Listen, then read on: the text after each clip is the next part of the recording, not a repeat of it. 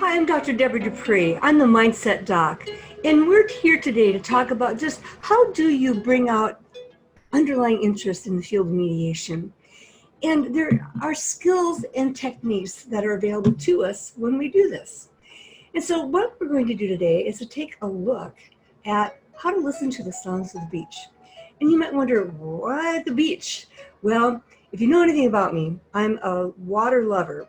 Born in February, therefore I'm Aquarius. Started swimming when I was 2. After all, I was born in the land of 10,000 lakes. But that didn't keep me back. I now live very close to the bay and the ocean, and I spend a lot of time on the water. So it's not unusual then, or unlikely, that I might come up with acronyms that relate to my love of the water. So let's take a look at what we mean here. And it's all about listening to the sounds of the beach. And so with that, well, you might say, well, what is the beach? Well, let's dive further and take a look. It's really about ways to structure your listening skills to capture those underlying interests.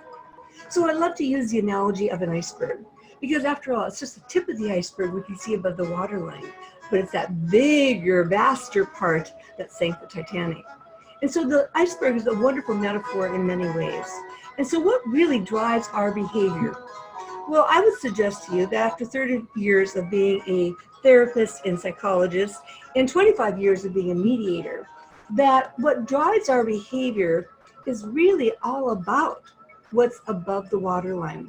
And that's where we react to behaviors that constitute 55% of how we communicate. And then it's about tone, volume, and inflection, 38% of how we communicate. And only 7% are represented by the words that we use. Now, it's not that words aren't important, but it does mean that the words we choose are even more important, that we're conscious in our languaging, because some words may trigger people more easily than others. And so one of the things that we teach mediators is to never echo a participant's negative or accusatory or derogatory kinds of terms or tones. So how do we get at those underlying interests? Well, this is where we need to dive further. Got those metaphors, right? Instead, we want to develop our skills and our abilities to really get below the waterline, to that bigger part of who we are. Now, as this unfolds, I want you to ask yourself, just how often do we really have conversations at this level? I do this activity many times, and I will tell you that people go, yes, we've never, or we hardly ever go that deep in conversations. And sure, you'll find some people who can do that and are skilled at that, but the vast majority of people don't know how to get there. And so this is something I share with people in mediation, and I use this as sort of a coaching, the pre-mediation sessions. I ask them to tell me about these things specifically, so I can be listening to them even more actively when we're in the actual mediation. So we want to be able to listen to the beach. B stands for beliefs. You know, do they have certain strongly held beliefs about something? Or did they possibly expect something to happen that now has not been met? So failed expectations. Another way to look at this is, have they made some assumptions? Or do they have an attitude about the person, the issue, the dispute, the facts, whatever's involved? So attitudes and assumptions. Or do they have some very serious concerns? I'm concerned about my health. I'm concerned about my family member. I'm distracted. I need to get this resolved. Or are there hopes that haven't been met? I had hoped to get that promotion. I had hoped that this deal would have been successful. So that's what we call the beach. And when you structure your listening skills, your strategic listening skills around the beach, now you have very specific things to be looking for as you listen to your parties in mediation. However, that's not all. Don't forget about the FVNs. The FVNs? Well, I call the FVNs the underlying fears, their values, and their needs. And if you do anything around communication styles among people worldwide, we know that there are 4. Now, this is not the topic of today's little video.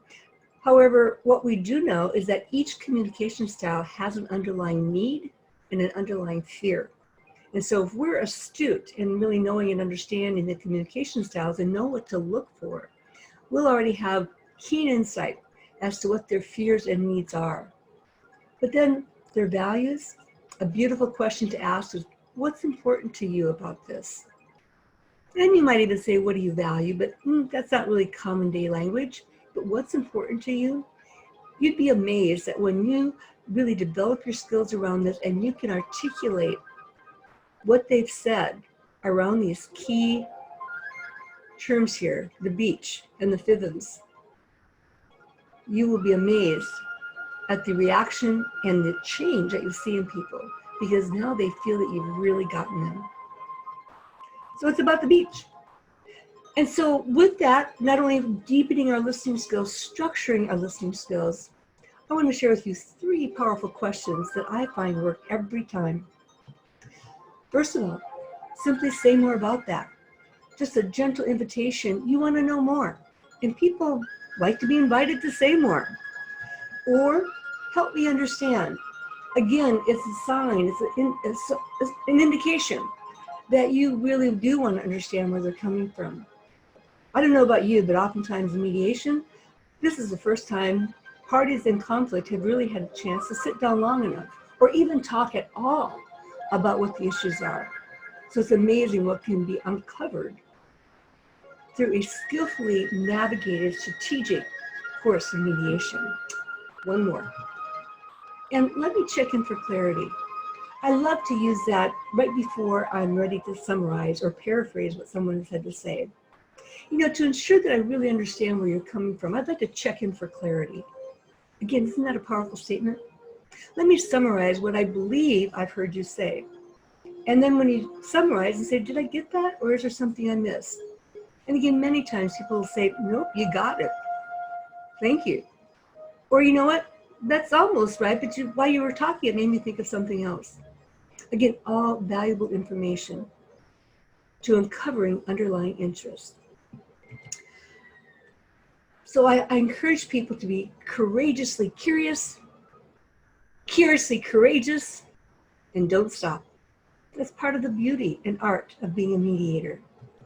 So I'm Dr. Debra Dupree, psychologist and mediator. So I like to bring the neuroscience to human behavior of what goes on in conflict. So I actively work as a workplace and family mediator. I am a licensed therapist. I am author, books, articles, and I love to speak and train. I have been recognized as Media of the Year by Federal Executive Board out of Los Angeles. I was in the top 10 trainers globally by SkillPath Corporate Strategies. And Newsweek nominated me as one of the top psychotherapists in San Diego, where I live. And I had the good fortune of being designated as an advanced workplace mediator and co-chair of the workplace section for the Association for Conflict Resolution. You want to know more? You want to find out how to reach me? I first want to say thank you. Thank you for taking the time, for listening to this video and ramping up your skills. You'll be amazed at where you'll go in your mediation career. So here's how to contact me. Dr. Debra Dupree, the Mindset Doc. You can call me, text me, or reach out via email, or visit me on the internet at www.relationships-at-work.com. Check me out on LinkedIn and Facebook as well. Thank you so much. Dr. Debra Dupree, the Mindset Doc.